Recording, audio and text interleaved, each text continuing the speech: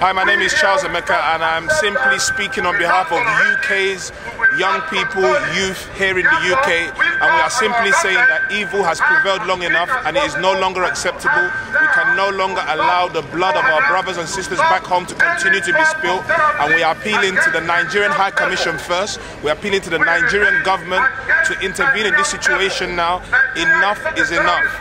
There is never going to be a time in history when people continue to be killed and people just continue to stay silent. At some point, people will speak back, and they might speak back in a way that causes more problems in Nigeria.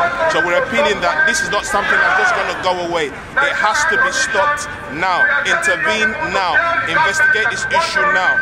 Don't just close your eyes and hope this is something that's going to go away. Blood will always speak from the ground, and if you don't say anything, if you don't do anything, this is not something that is going to go away. So we're appealing on the entire government, international, local, national, to the grassroots level, to not stay silent any longer. Do something about this situation. Safeguard the lives of those that are in need. Safeguard the lives of those that are in problems, and bring this thing to an end now before people choose another formula to solve this problem, which could bring a war in Nigeria, and none of us want that. Thank you very much. Right, my name is Charles Ajayi Kiran. I am here to represent, speak on behalf of CANOT, which is the umbrella body of all Nigerians in the United Kingdom.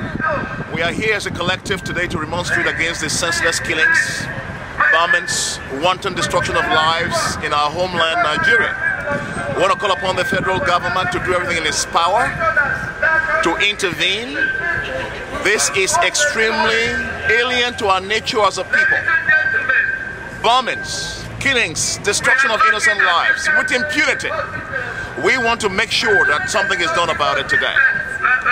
We are here to show our support, to put pressure from the diasporan community back home, and to ensure that there's intervention, cessation, and the immediate intervention of the government in Nigeria.